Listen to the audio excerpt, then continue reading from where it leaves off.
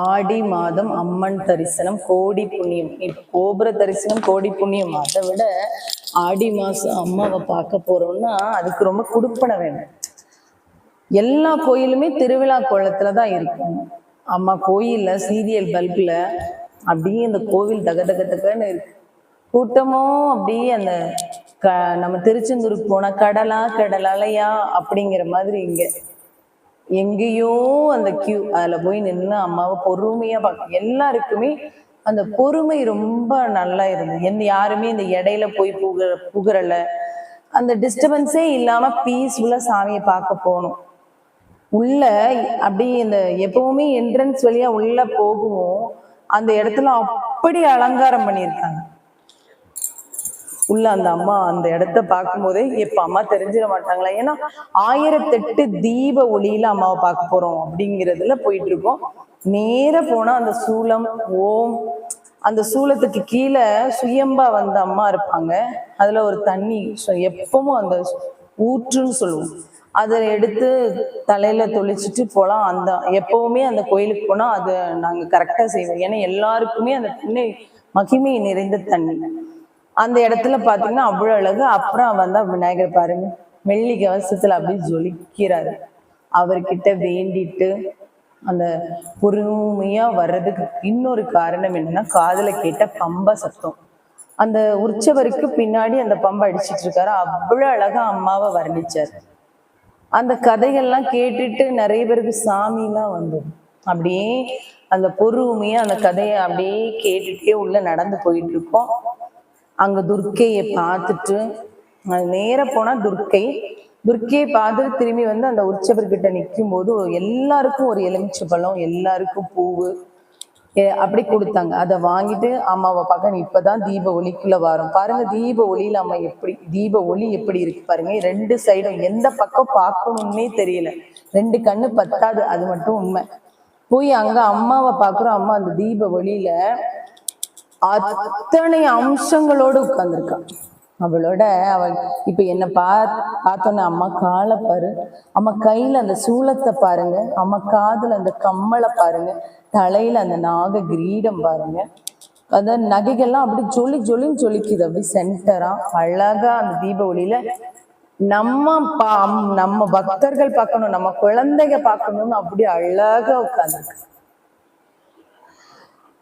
அம்மாவை இந்த இடத்துல நாங்க பார்க்கும்போது நான் இதுல பார்த்துட்டு அப்படியே மூலவரை பார்க்கலாம் அப்படின்னு போனா, அடுத்து அம்மா எப்படி இருக்காங்கன்னா வெக்க போட்டுட்டு அப்படியே பொண்ணு மாதிரி அப்படியே உட்கார்ந்துருக்காங்க. வெக்கம் அவங்களுக்கு. அம்மன் அழகை பாருங்கடி அம்மன், அதை சொல்லுவோம் நம்ம. அம்மன் ஆடுவதை பாருங்கடி அம்மன், அசைந்து வருவதை பாருங்கடிங்கிற மாதிரி அம்மன் அழகை பாருங்கடி. அம்மா கைய பாரு, அம்மா காலை பாரு.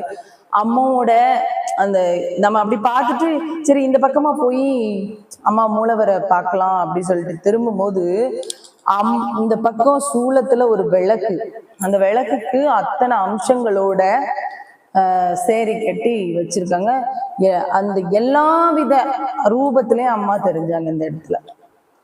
இவங்களையே அந்த விளக்கையே வர்ணிச்சுட்டு பாரு எவ்வளவு அழகா அந்த சூழத்துல இப்படி ஒரு விளக்கு, அதுல ஒளியில அம்மாவுக்கு சேரி கட்டி இருக்காங்கன்னு பார்த்துட்டு வரும்போது பக்கத்துல ஒரு குட்டியா ஒரு அம்மா அழகு. அவங்கள தூக்கி இடுப்புல வச்சுட்டு அம்மா போலாம் ஊர் சுத்த, இந்த பாப்பாவெல்லாம் இடுப்புல தூக்கிட்டு போவோம்ல அந்த மாதிரி தூக்கிட்டு போற மாதிரி அம்மா உட்கார்ந்து நிற்கிறாங்க பாருங்க. குட்டி பொண்ணை தூக்கி இடுப்புல வச்சுட்டு போற மாதிரி இவங்களை தூக்கணும் போல இருக்கு. இவங்களை பார்த்துட்டு இந்த பக்கம் திரும்பினா, நீ என்னோட முன்னழகு மட்டுமா பாக்குற பாரு, எப்படி இருக்கேன் பாருங்க. நம்ம பொண்ணுங்களுக்கு இதெல்லாம் தலைமுடிய பாத்தியா, அம்மா என்ன கலர் சாரி பாத்தியா, இந்த மாதிரி அவ்வளோ அம்மாவோட அழகதான் பார்த்துட்டு வரேன். எனக்கு இந்த கோரை அப்படி சொல்றதுக்கு இல்லை.